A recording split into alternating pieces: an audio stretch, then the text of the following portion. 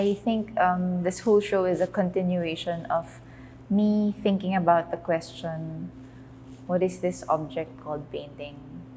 This started years ago when I was part of a group show and I really had this incredible urge to paint, but the very rich history of painting and all the explorations that have been done daunted me. So instead of thinking of an image, I went to the starting point, which was this object in front of me, the blank canvas. I was curious what the work will say if it didn't say anything.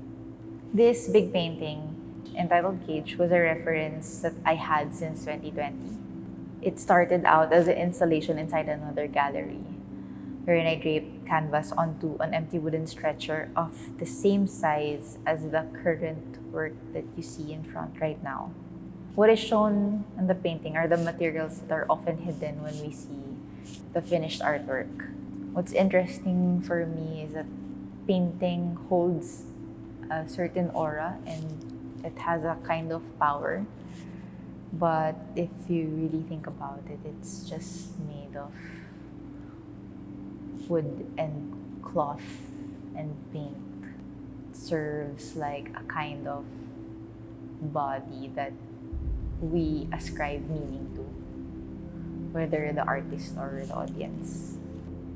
My painting practice usually involves with an installation of sorts, such as setting up canvases in certain locations. So it started before I brought canvases to different parts of the house, took photos of them, and they served as the reference for the painting until I branched out into setting up in the streets, different homes, until I also brought a canvas with me in the States. So a small 6x6 inch canvas in my backpack with sticky tack and double-sided adhesive. What I did was had this guerrilla setup, took photos, and took down the canvas.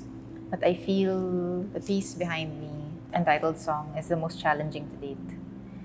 Thinking about the canvas roll being an integral material in painting, how else can I make a work that extended beyond itself while making the material dictate the final outcome of the piece?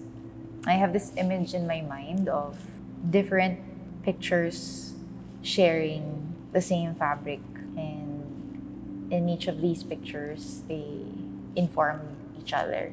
So what I did, I started out with taking a photo of the roll inside the gallery, took it home, unraveled it, attached a wooden stretcher, then painted the aforementioned roll.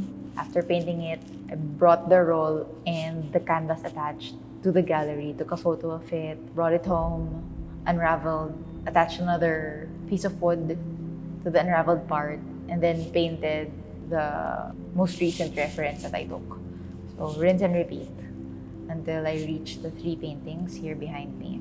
I initially wanted to make a work that explicitly looked like a canvas because the big painting looked like a window. So the curtain would be like the partner of this big painting. Because I was thinking, it's interesting that beyond the walls of this gallery is a furniture shop. So that's interesting to me to make works that almost look like part of an interior. But I ended up with this complex draped work behind me, which in a way, it still feels related to the curtain.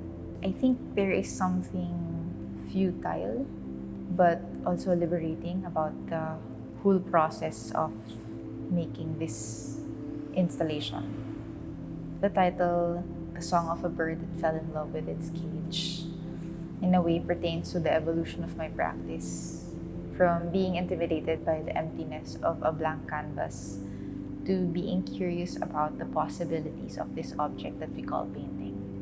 There's this interesting quote that I encountered, and I think it sums up this exhibition quite well. The impulse to create begins often terribly and fearfully in a tunnel of silence.